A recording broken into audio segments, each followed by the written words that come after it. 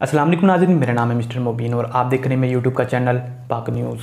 Body building एक आसान काम नहीं है। कुछ लोग बड़े आराम से कह देते हैं बॉडी तो हम स्टेरॉइड लगा लेंगे, बॉडी बना लेंगे।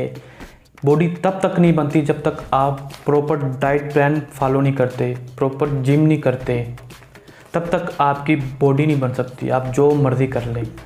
इसी तरह पाकिस्तान के एक मशहूर शख्सियत जिन्होंने आमिर खान को देख के कॉपी की, उस जैसी बॉडी बनाने की कोशिश की।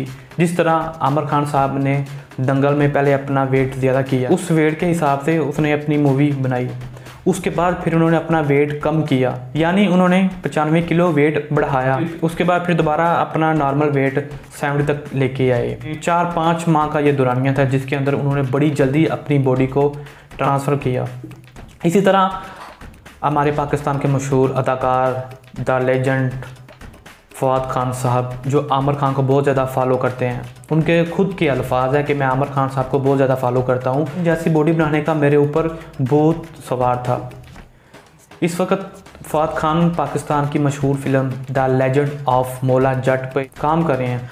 अदाकारा फवाद खान ने इंकशाफ किया है कि मैं आमिर खान जैसी बॉडी बनाने की कोशिश की, लेकिन मुझे इसके मनफी असरात मिले और मुझे कई दिन तक हॉस्पिटल में रहना पड़ा। तो भाई लोग, मैं आपको ये बताता चलूँ, बॉडी ऐसे नहीं बनती। बॉडी बनाने के लिए बड़ी मेहनत, बड़े प्लान, फिर उसके बाद बॉडी आपकी ट्रांसफॉर्मेशन में आती है, अदरवाइज़ आपकी बॉडी नहीं आएगी। उन्होंने ये भी बताया कि किसी दौर में मैं आमिर खान जैसी बॉडी बनाने का मेरे ऊपर बहुत सवार था और जिसकी वजह से मैंने कई बार कोशिश की और उस जैसी मैं जिसामत हासिल ना कर सका। मैंने अपने साथ अच्छा नहीं किया, मैंने अपनी जान पर जुल्म किया है और आइंदा मैं ऐसा करने से ख्याल करूँगा। उन्होंने ये भी इंकशाफ किया है कि मैं 10 रोज़ तक हस्पताल में रहा।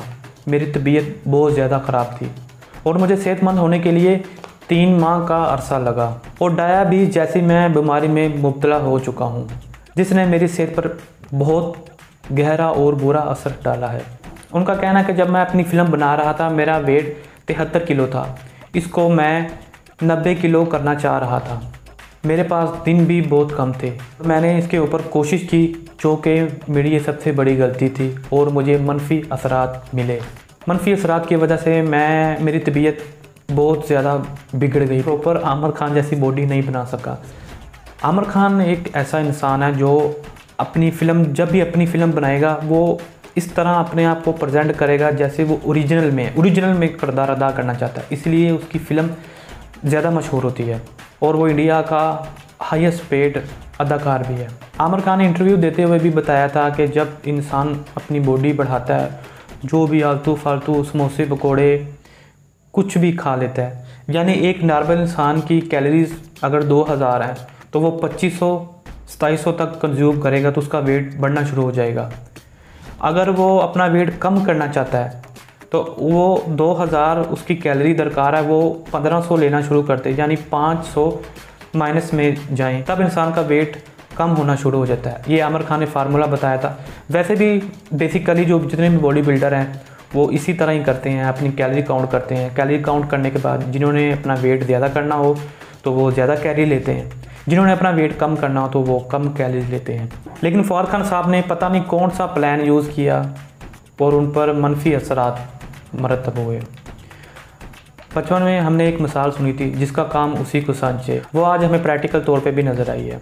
ये एक मेरी छोटी सी वीडियो थी जो मैंने आप तक पहुंचानी थी। अगर आप लोगों को मेरी ये वीडियो पसंद आई तो लाइक सब्सक्राइब पर लाजमी कर देना, ताकि मेरी आने वाली वीडियो आप तक पहुँचती रहे।